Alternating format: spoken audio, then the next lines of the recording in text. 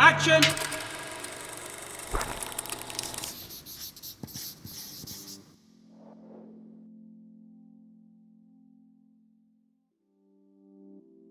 So I started shooting commercials in about 1998-99. I graduated from film school in 1995, and what amazes me about the graduates now is that I was told when I left film school that it would take around about 5 years before you'd actually start working in industry and making money. And I thought that was just absurd when it was 1995 and I just left film school. And then it did really take about 5 years for me to kind of really get through the culture shock of leaving the security of college and going into the real world and then trying to make a living from an industry that at the time wasn't really, it's nothing like it is now. I mean, there wasn't a lot of production getting made and it was a very kind of tight-knit community doing that production. So to break through as a film DOP, it's not like you can go and get yourself a 5D and start shooting really great content and get an Instagram account and start promoting yourself.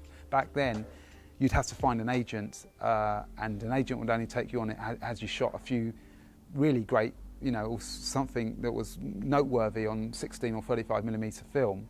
And to get someone to trust you, even with a 16mm film job, was quite a stretch. Had you not shot much on 16, which you wouldn't be able to do had you not shot. So there's a bit of a catch-22 going on.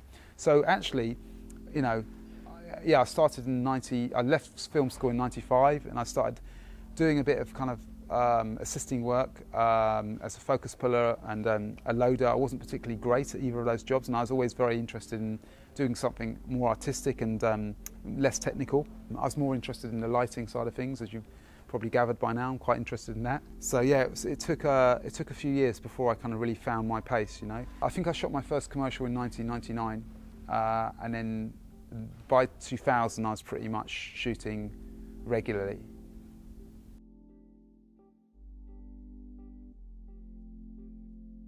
So the question is, should someone interested in cinematography work through the camera department to become a cinematographer, or should they just start trying to shoot things without doing that? Well, actually the answer to that is both. You should basically start as a camera trainee because you need to know how a film set operates, how it works, because you won't survive particularly well on a film set without that knowledge. And the best way to learn that is with the minimum amount of risk. And the minimum amount of risk is to be a trainee. Because nothing's expected of you. So you can be on a film set without too much being expected, and you can kind of get a feel for it and see where you stand with it all and learn as you go along. Whereas if you had a job, say you won your first big DOP job, and you had a bit of a sense of light and you kind of had a good visual sense, but you had no idea of what happens on a film set, you're going to be found out pretty quickly, right? So it would make sense to have an experience on a film set, a low-risk experience like a trainee. To be trainee, loader, focus puller, operator, that might not, nowadays that's not necessary. I mean, all of those grades are great grades to be in, and they have different kind of like skill sets and different personalities that are suited to them, So DOPs have a certain kind of personality, a certain kind of interest in image making and lighting, and an artistic sense and a technical sense, and all of these qualities.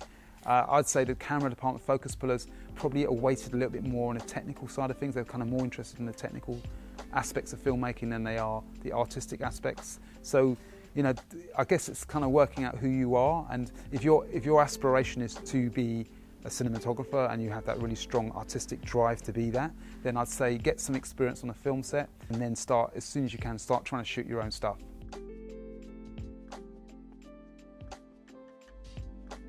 Yeah, so film school, I went to film school, so from my experience, it's hard to know what would have happened had you not done something. So it's easy to go through life and to have done something and then to look back on it and regret it, but then you don't know what would have happened had you not done that.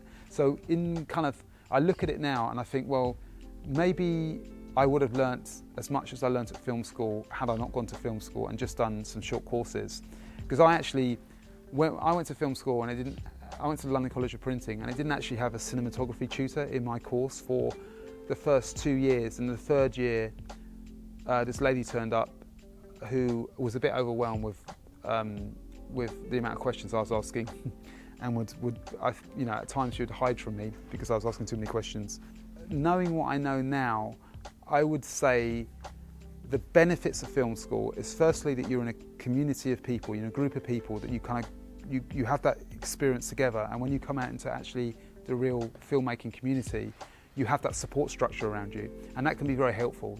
You have people that you can get work off or win work together.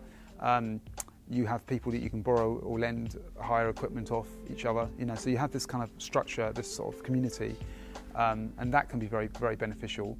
I'd say the other strength of film school is it gives you an appreciation for cinema. What I learned at film school is a real appreciation for world cinema, and for cinema going through, all the different movements of cinema and the different periods. And I wouldn't have been exposed to that had I not gone to film school.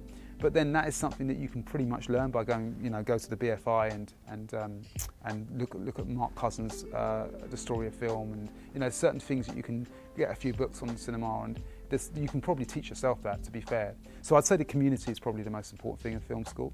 But what I did was I went to film school, and then the holes that I felt I still had after leaving film school was a massive lack of cinematography teaching. So I actually did some short courses at the National Film School with Paul Wheeler, one with Paul Wheeler on film exposure, and one with Billy Williams on film lighting. And the one that had the biggest impact on me was the Billy Williams film lighting workshop. That one, I'd say that 2-week experience I had with Billy Williams was probably worth more than a year of my degree course.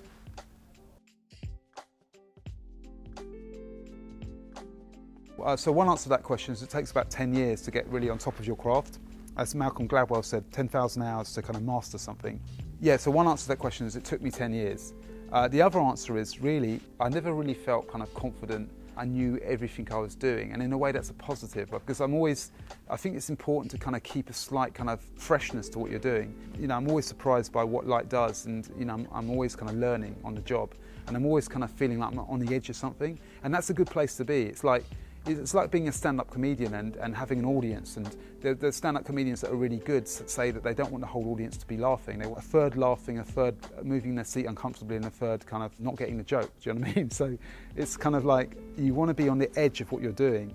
So you want to be feeling that you're challenging yourself and you're pushing it, because once you get, part of being really confident and comfortable with what you're doing is very, very close to being kind of uninspired and bored by it. Do you know what I mean? So there's going to be a level of